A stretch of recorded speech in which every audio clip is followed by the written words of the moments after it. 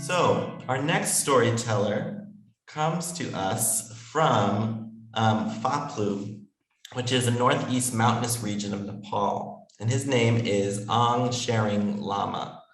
And he's the founder of the Phaplu Mountain Bike Club. And they're a sports community that provides mountain bike training to the children of Phaplu. And he'll be talking about his own journey and his story that led to the establishment of the Phaplu Mountain Bike Club and what they hope to achieve with it. So thanks so much, Ang. The floor is yours.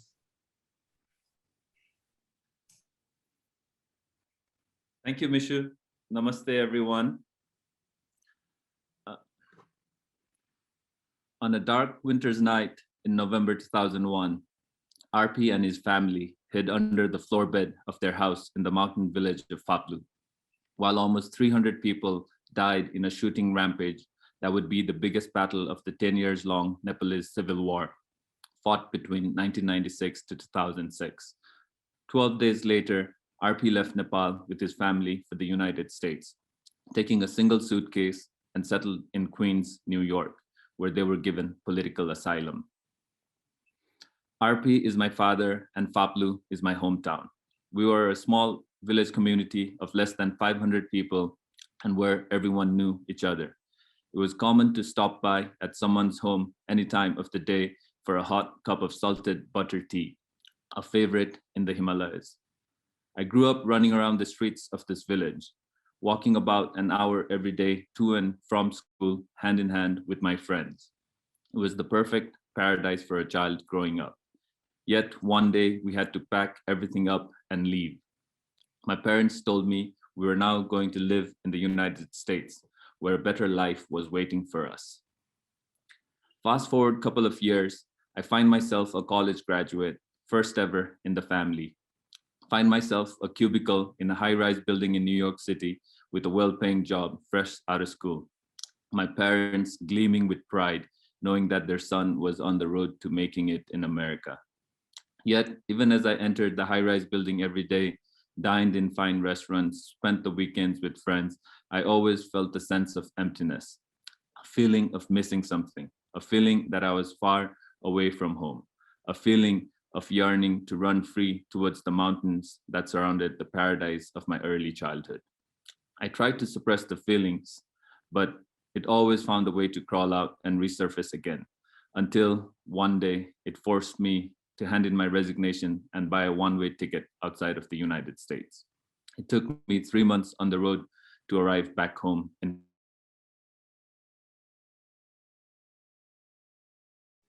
I want parents' faces who thought I was throwing away all my opportunities of life. This is a story for another time. The feeling of being back home was bittersweet. My family home, my childhood home, was not mine anymore, and it was on the process to be sold to a different family. My friends were not there anymore, as most of them had left Phaplu to get jobs, either in Kathmandu or in different countries throughout the world.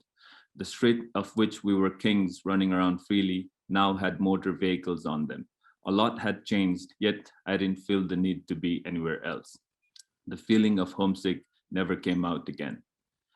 As I settled in and started to make my rounds of having butter tea in the different houses that lined Phaplu, I very soon realized that almost one member of the family, including my childhood friends, were working abroad or high up in the mountains as porters, all in the hopes to provide a better life for their family. I could not help but find myself in their shoes, constantly yearning to be back home. What I also saw was that the most common ambition among any of the young child of Phaplu was to live overseas. No one saw their future here. This was just heartbreaking. This is when I realized and decided that my coming back to Phaplu would be to change this, to give Phaplu a fighting chance.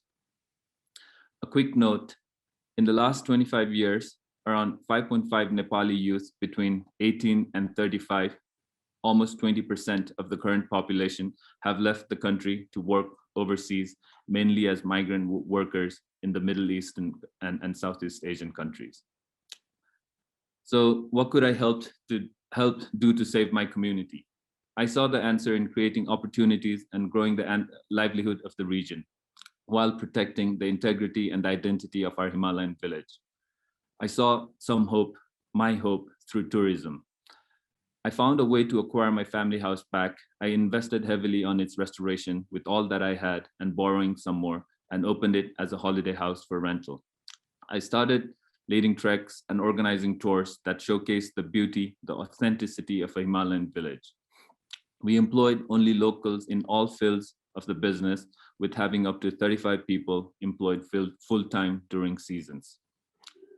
But this was only a piece of a bigger puzzle.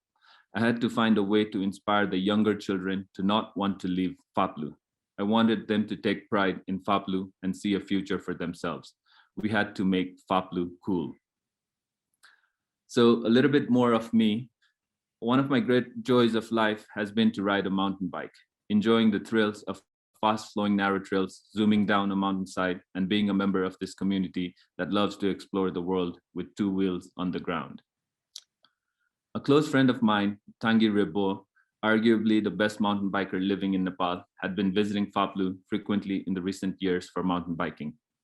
He was completely in love with the trails and the riding opportunities there. As much as he was receiving from Phaplu, he also had the rare feeling of responsibility to give back.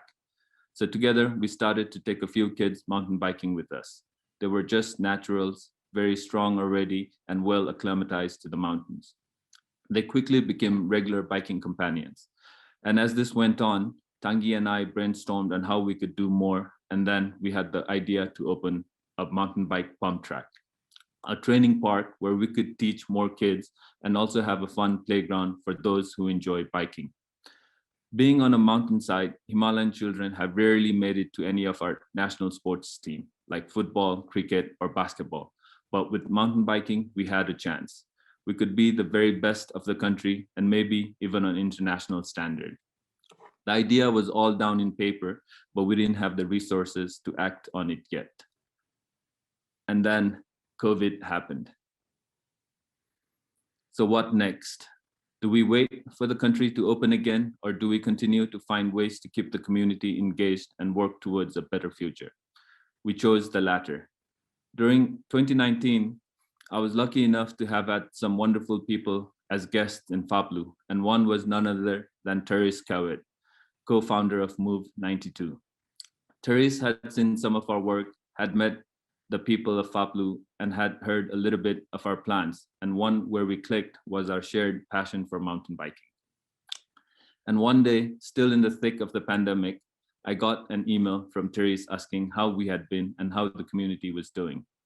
And she was connecting me to her co-founder and another mountain biking enthusiast, Geneva Pritchard. We started to be in touch more frequently and brainstorm together on how Move 92 could support Phaplu and the community, especially through mountain biking. I shared my vision and the potential I thought this could have in the community. This not only caught their attention, but I resonated highly with them as well. They asked me how much we would need to build a pump track. I said we could do it in $7,000. And fast forward a few weeks, we were receiving 7,500 USD to build the pump track. I was completely shocked, to say the least. The only thing Geneva said was to do the best we can, and if there was anything more they could do to support, then to let them know. We quickly put a team together, again all locals, convinced a mountain biking friend from Kathmandu who built pump tracks to do it almost pro bono, and most importantly, got my uncle to lease us his land in the very center of Phaplu. 2 months later, we had the track built and ready. From the moment we opened our doors, it quickly became the new social center of town. Children are now lining up daily after school to use it. We also have started discussions with the local schools to make training at the pump track part of the school sports curriculum. Even before the pandemic, with various urban developments happening in the region, kids were dropping out of school to work in construction. We wanted to create a way to enable kids to stay kids and offer a compelling reason for our children to stay here and finish their studies. Our vision with this project has always been long-ranging and multifold. We will use the project to train our young people as mountain biking athletes, competing nationally and internationally, become mountain bike guides, keep our boys and girls in school, and slowly create a new mountain biking livelihood in the region, which has already started to take shape. The parents have also been very happy and supportive of the project, as their kids now no longer have to play on the street alongside big trucks, 4x4s, and tractors. Their kids no longer haggle them as much for their mobile phones to play video games on. Not only this, over the last months of this year, Phaplu Mountain Bike Club, having the support of the local government, led the first mountain bike trail building project in Solu Khumbu. We have successfully completed the building of 7 dedicated mountain bike trails. This has put Phaplu on the map as the destination for all mountain bikers and mountain biking tour companies across Nepal. Since the completion, Phaplu has seen almost one group of mountain bikers visiting Phaplu every week and spending at least 4 to 5 nights. They come with their cool mountain bikes and kids chase them around town just to see them do some tricks. This has also started to have great benefits to the local economy and the livelihood of the community. Also for the visiting mountain bikers, Phaplu is now seen as a cool destination for them to post on their social medias, take pictures at the pump track, and ride on some of the best mountain biking trails in the world.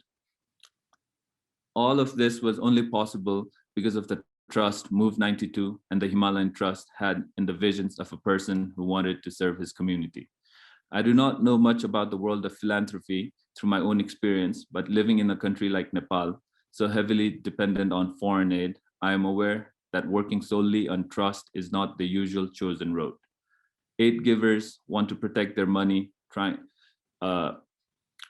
by trying to have total control on how every single dollar is spent. Local organizations are sometimes forced to settle because of the fear of missing out on the funds if they don't comply. And sadly, the end result is always below par for both parties. I was raised with the constant belief that grass was greener on the other side. And even today, many people of my community and country follow this blindly. But what I've come to understand over time is that grass is not greener on the other side, but where you water it. And who better to take care of the grass than the very people living on it? Thank you. Namaste.